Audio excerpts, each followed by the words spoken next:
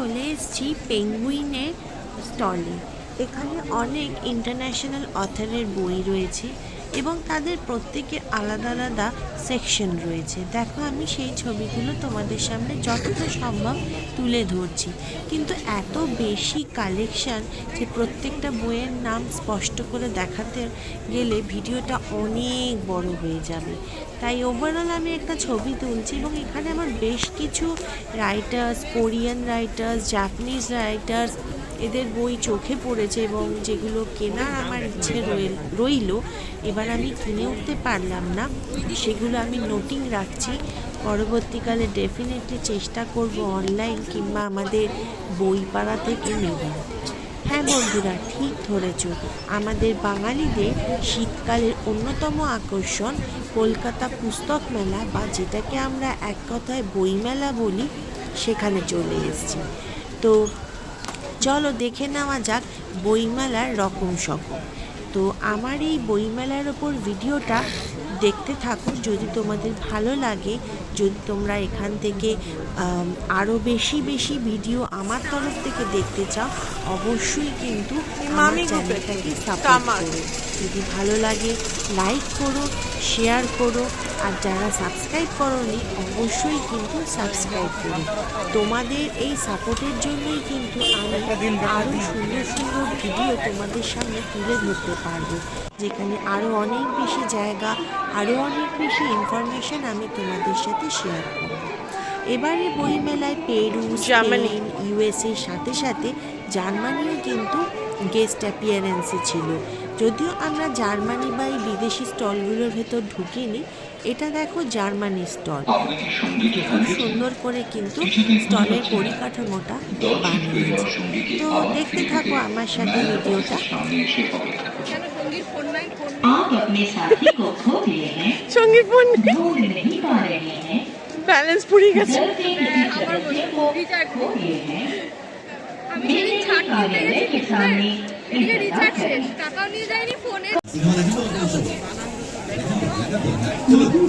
Bangla cinema নিয়ে শুরু করি, বাংলা সিনেমা, ঠিক আছে? ম্যাপটা নিইনি না, ম্যাপটা নেওয়া হয়নি না, দেখলাম না।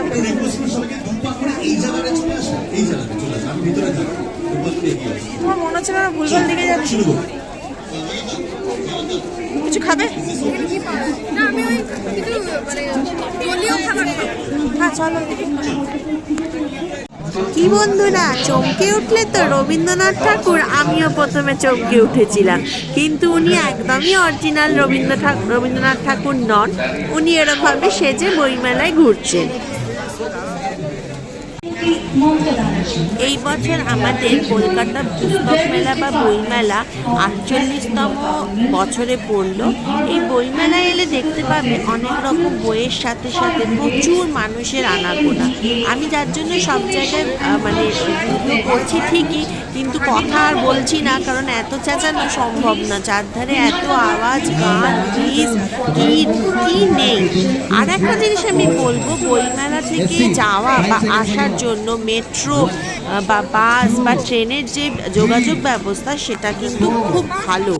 আর তাছাড়াও এখানে বইয়ের সাথে সাথে খাবারেরও কিন্তু ভালো ব্যবস্থা আছে।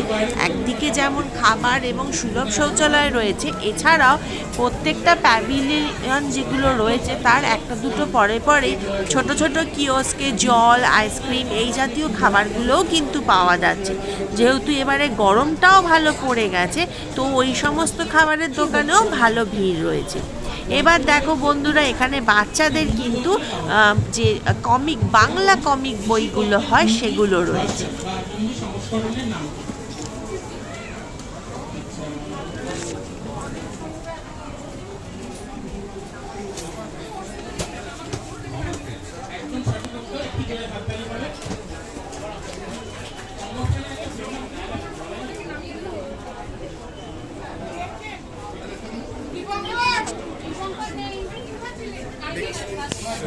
আচারের দোকান দেখে আমি না আর লোভ সামলাতে পারলাম না।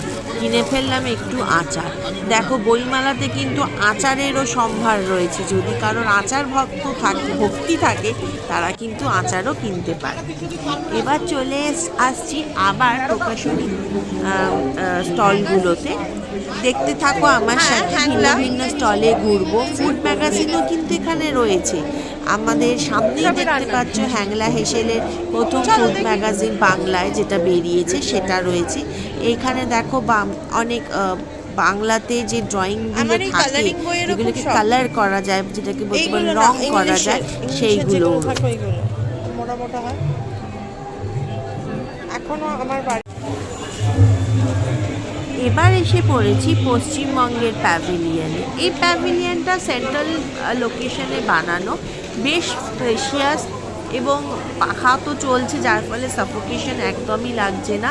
এবং এখানে অনেক ধরনের বইয়ের কালেকশন রয়েছে, মানে জেলা ভিত্তিক হিসেবে। তো বেশ ভালো, মানে এদের কালেকশনটা সত্যি খুব ভালো। আমি ভালোই ঘুরে ঘুরে দেখলাম।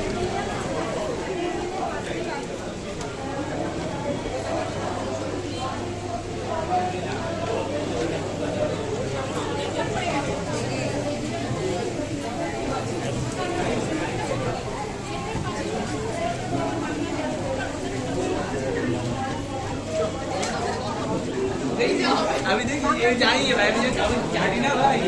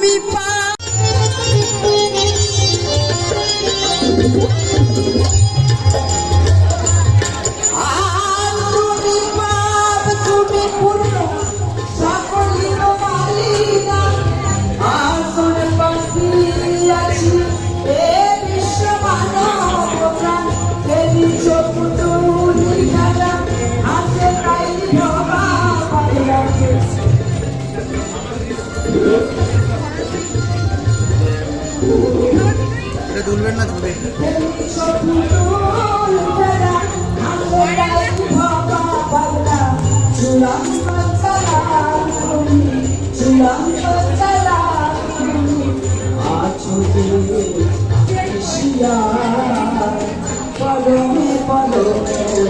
কোথায় গেছিলে?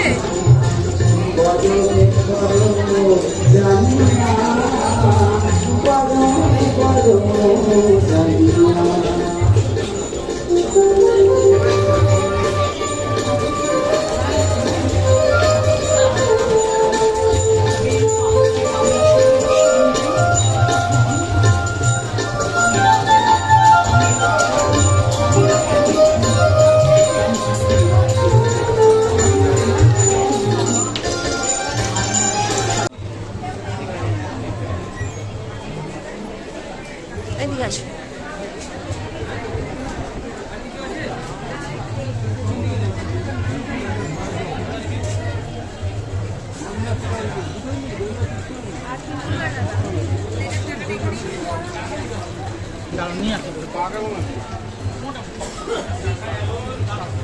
দ্বীপ প্রকাশনীতে না ঢুকলেই কিন্তু নয়, এটা আমার সবথেকে ফেভারিট পাবলিশার্স হাউস। তো ঠিক ধরেছো বন্ধুরা, চলে এসেছি দ্বীপ প্রকাশনীতে। এখানে যতবারই আসি কোনো না কোনো লেখকের সাথে আমার দেখা হয়। গতবারও একজনের সাথে দেখা হয়েছে, এবারেও দেখছি দুজন রয়েছে। তো এখান থেকে একটা বই তো আমায় কিনতেই হবে, কিন্তু বেশি বই কেনা যাবে না, বাড়ি থেকে বারণ করে দিচ্ছে বারবার করে, এত বই হয়ে গেছে রাখার জায়গা নেই। এবার আমার তো শর্ট লিস্টেড বলতে 4-5টা হয়েই যাচ্ছে। স্টলটার বাইরেও কিন্তু একটা চমক রয়েছে, আর একজন অথর কিন্তু বেগুনি পাঞ্জাবি পরে অটোগ্রাফ দিচ্ছে। আমি কিন্তু সেই পাকে ছবি তুলে নিয়েছি। বইয়ের শেষে বই কেনাকাটি নাড়াচাড়ার পর কিন্তু যেটা হয় পেটে টান, তাই চলে এসেছি খাদ্য মেলাই বলতে পারো। বইমেলার একটা পার্ট জুড়ে কিন্তু অসংখ্য দোকান, যেখানে কি নেই, ভালো ভালো মিষ্টি, বিভিন্ন ধরনের fish fry, chop, cutlet, kachori, fish finger, cold drinks, ice cream, khichdi, fried rice, chowmein, combo, হাঁসের মাংস, মুরগির মাংস, অনেক কিছু। কি খাবে সেটা ভাববার আগেই পেটের মধ্যে কিন্তু ছুঁচো ডন বৈঠক দেবে। আর তারপরে কোনটা সিলেক্ট করবে খাবার জন্য সেই কনফিউশনটা তো আর একটা বড় ব্যাপার। তো আমি তোমাদেরকে দেখাচ্ছি কত রকমের মিষ্টি এখানে রয়েছে, ভ্যারাইটিস রকমের মিষ্টি রয়েছে, দেখে তো বেশ ভালোই মনে হচ্ছে খেতে।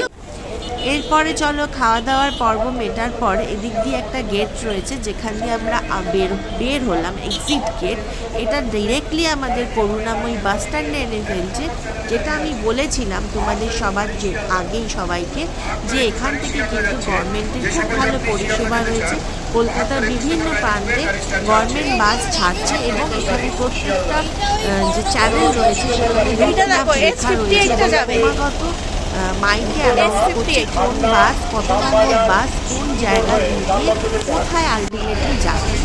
তো ফাইনালি বন্ধুরা আমরা বাসে উঠে পড়েছি, উঠে পড়ে বসেও পড়েছি, তো কমপ্লিট হলো। এইবার বাড়ির উদ্দেশ্যে যাত্রা, সিট পেয়ে গেছি, আস্তে আস্তে পৌঁছে যাব।